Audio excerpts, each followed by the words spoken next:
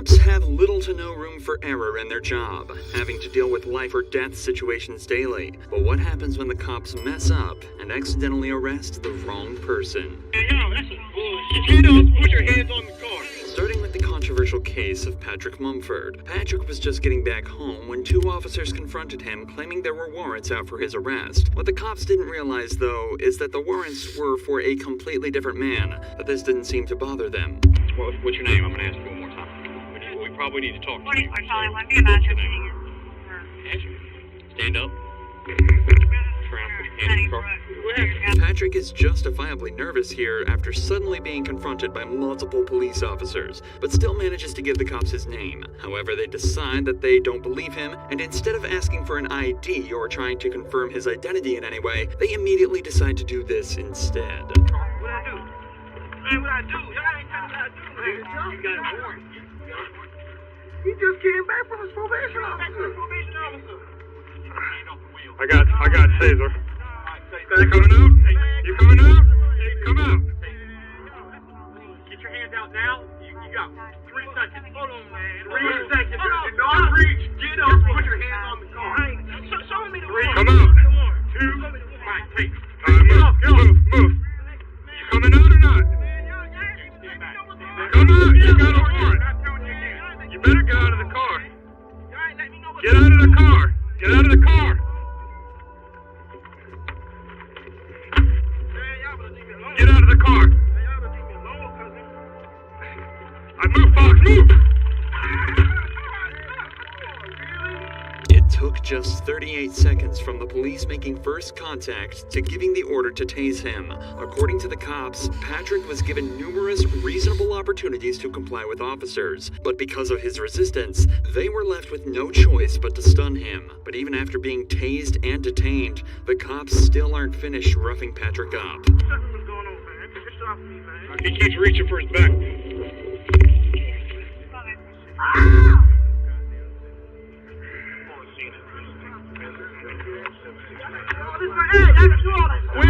Quit resisting. I got him, guys. Just search whatever he's going for. The cops searched Patrick to try and find whatever he was reaching for, assuming he was hiding a weapon of his own. But predictably, they find nothing other than his wallet. This would end up being a blessing for Patrick, though, as inside his wallet, the cops found his ID.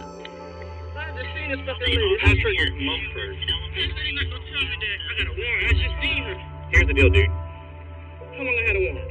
I don't know if you got a warrant, because you're not who I'm looking for. But here's the deal. When we ask you for ID, because you look a lot like the person we're looking for, you give us ID. And when you start this whole fighting nonsense, dude, all you had to do is give me this. But the way you came up asking me out of nowhere. Remember, the cops never once asked for Patrick's ID during the initial interaction. In a later report, the cops also stated that they were worried he was reaching for a weapon when he was shuffling back in the car. So, do you think they would have been okay with him reaching into his back pocket for his wallet? He wasn't given any chance to correctly identify himself, but now the cop is patronizing him and saying he caught a case he didn't need to get. And above all, he's still being manhandled and forced onto the hood of their patrol vehicle. What's the guy name? Is there someone here to stay here that looks like you? Think about it. Hey, Jack. Guess what he's looking for? Tell him. Who does he look a lot like? He knows who it is. Michael? He is not Michael. Okay, I know that now. Yes! Really? They don't even look nothing alike? And then besides, they didn't even have a picture we got. They look exactly. Oh, wow. I'm looking at that picture. I mean, It's not far off.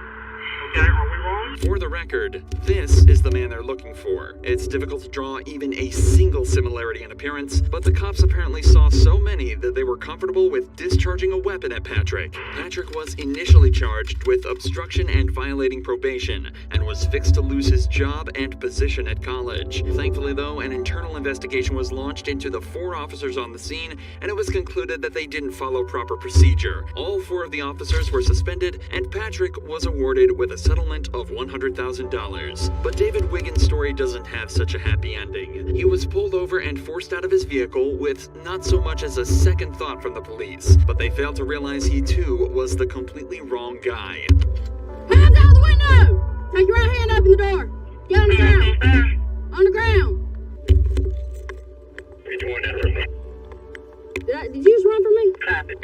Sir, okay? Alright, put your hands behind your back. David was put into cuffs and left on the ground at gunpoint after cops mistook him for a suspect. Apparently, the guy they were looking for had just fled them in a similar car with a similar license plate, and the cops pulled David over assuming it was the same vehicle. It's an understandable mistake, but realistically, the cops should have double-checked the plate as soon as they lost line of sight. Instead, they decided to wait until David was on the ground, handcuffed, and at gunpoint before even attempting to confirm he was their guy. Since you give me that tag. Suspect for a 2016 Dodge Challenger, last name Green. It's not a hanger. It's clear. This ain't even him. Yeah, you good. Yeah, you're good. That's scary. You got almost the same tag, same car. He must have passed you going through. You good? Alright. You have a good one, okay? I'm sorry about that. David was offered little other than an apology for the whole ordeal and was sent on his way after being correctly identified as the wrong guy. But that wasn't enough for David, and in July of 2023, decided to file a lawsuit against the city of Marion, claiming gross negligence, civil assault, battery, and false imprisonment. In the complaint, David alleges that he was forced to endure 3 minutes handcuffed on the ground with a gun to his head, not knowing if the next second would be his last. He also notes that the apology was a mockery. As of this video's upload, the case is still ongoing. However, when this cop in Florida was faced with the same situation, he managed to show exactly how you should handle it. I'm trying to get a shot over this. Do you really think we want to be out here killing people? A deputy in Volusia County was looking for a burglar when he stumbled upon Joseph Griffin, a man who he said perfectly matched the description. There is a burglary that happened. You kind of fit the description. Let me just make sure that you're not him, okay? All right. I'm a vet. I have my ID. Okay. Can I see your ID? Yeah. You literally, they said white tank top, black shorts, and they said that you had a beard. All right. So I'm not saying it's you, but it was a black male. Again, not saying it's you, buddy.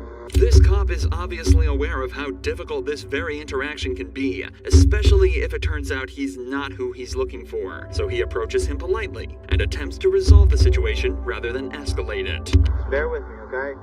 Because you fit the description. I'm not saying you're guilty, but my sergeant's telling me to detain you. That's my sergeant. I got you. I just had a daughter born 2 days ago, so I just have this online. It's live? Do you mind sending it down here? Because for now, I'm gonna detain you. Look, you're not under arrest. I'm detaining you right now because you fit the description, okay? Just hang tight for me, okay, buddy? Joseph respectfully informs the cop that he's live streaming the interaction for his own safety before being detained. He's also told that he's not under arrest and not being charged with anything. They just don't want to give him the opportunity to run should he end up being the suspect. We're not saying it's you, but you fit the description. That's why I'm detaining you. If it's not you, we're gonna cut you loose and you're free to go, okay? But I just want you to see through us why, 7 cop cars, so hey, everything going on is just a little bit scary. Yup. This is it was a burglary. It's a burglary. It's serious. It's not a joke. So you got these guys that are getting ready to go home, and we're coming in. So that's why you have so many. The cops are doing their best to put Joseph at ease, but you can still imagine how stressful of a situation this would be. He's doing a good job at staying respectful and composed, but you can definitely still tell he's on edge. We appreciate you being very cooperative. Other people would have just... I'm not trying to get a shot over this. Seriously, do you really think we want to be out here killing people? Do you honestly think that? I'm a military police. Like I said, brother, I've been in the same boat. After just 10 minutes of waiting, they hear back from the witness who had just received a picture of Joseph. So good news for you. The witness is saying that the clothes you're wearing and all that doesn't fit the description. It's called a show up. So we got a picture. Again, he's gonna run it through, make sure it's not you, and from what it looks like, buddy, you'll be out of here, okay? A show-up is a method of identification where a witness is presented with a single suspect and simply asked if that's their guy. It's also worth mentioning that when looking for a suspect at large, police will only receive a quick rundown of the suspect's appearance. Adding extra details can create confusion and even cause cops to let the perpetrators go if they miss something small. This is why the description may seem vague and leads to false positives, just like this one is starting to look like. What's your name, man?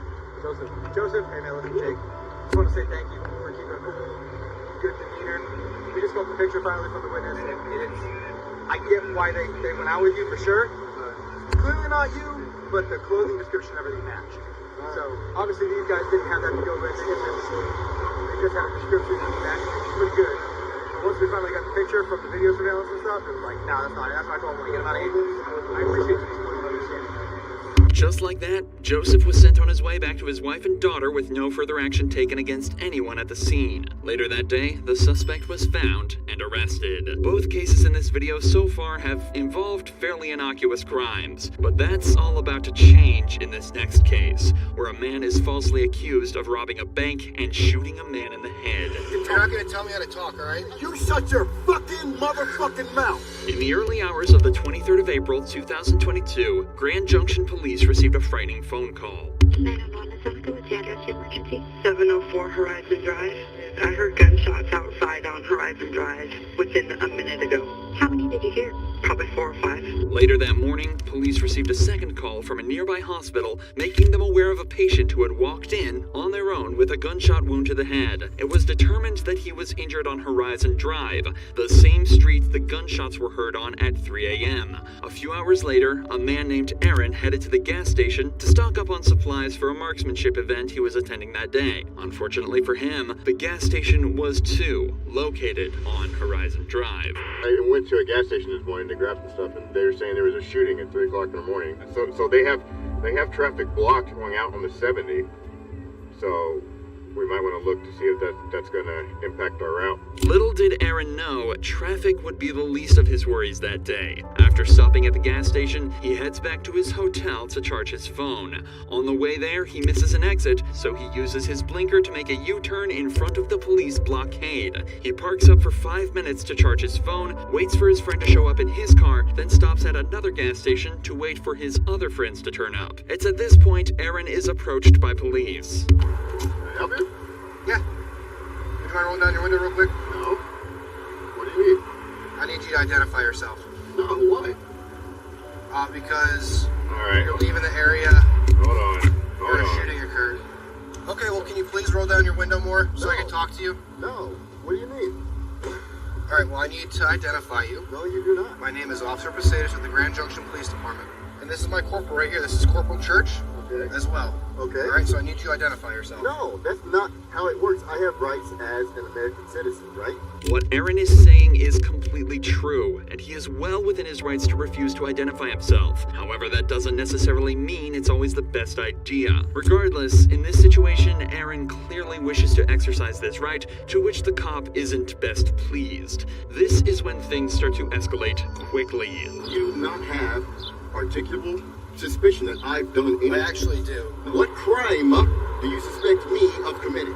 Possible attempted homicide. You suspect me, actual me, of committing possible attempted homicide. Well, your cooperative behavior right now does not help your cause. I've not done absolutely nothing. I pulled into a gas station because my friends are here, because we're going Keep to... an eye, they're associated. At this point, Corporal Church heads over to Aaron's friends, where he discovers that his name is indeed Aaron, and that it matches up with the registration on the vehicle. Meanwhile, Officer Posadas attempts to shed a little more light on why Aaron is being highlighted as a suspect. Right, You're exactly. leaving the area of a crime Exactly. with a similar colored vehicle, similar nature to the description. What description of that vehicle did you get? I got a dark and colored sedan. 2 people also stated that one of the suspects may be of African American descent. With this information, you can see how a cop would suspect Aaron. He's a black male in a similar vehicle. But things start to get much stranger as you dive deeper. In the official report, it was determined there were actually 2 suspects, one white and one black. And a more detailed report of the vehicle describes a car more similar to the one that Aaron's friends are driving. It seems as though the cops are ignoring every sign and targeting Aaron for no reason. Something that only becomes more obvious as they allow his friends to leave, but keep Aaron at the scene. My buddies that just left, they were also in a dark sedan. But you aren't fucking stopping them and questioning them. Okay, well, I'm sorry that No. sorry that you Shut feel your that way. fucking mouth. I don't want to fucking You're not talk. gonna tell me how to talk, alright? You shut your fucking motherfucking mouth. Corporal, come up here. It's not working. He's currently recording on his phone, but he's highly uncooperative with me. Screaming, yelling at me. Told him that his vehicle matches the description given, blah blah blah. He's very upset right now. Why are you not cooperative? Because I don't have to be cooperative with your investigation. Well, Well, you have to ID yourself. No, I do not. Tell me why I have to ID. Well, Colorado state law says you do.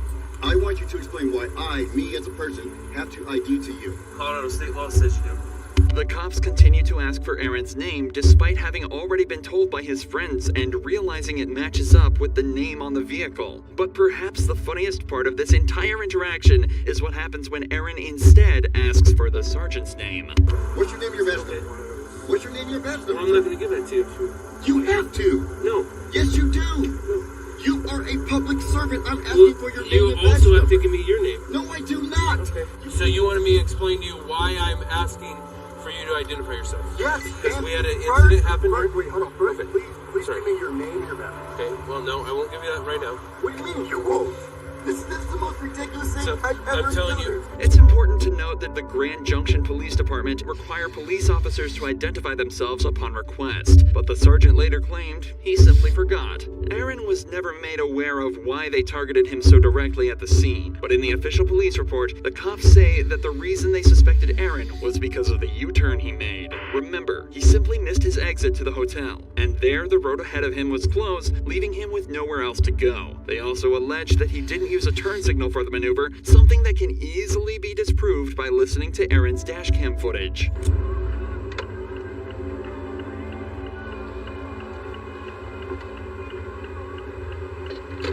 As you'd expect, an internal affairs investigation was launched into the officers at the scene, and it was conducted that there was no wrongdoing, and the cops conducted themselves perfectly. Aaron has since launched his own lawsuit against the Grand Junction Police Department, but as of this video's upload, the investigation is still ongoing. Check out Aaron's channel linked below for updates on the situation.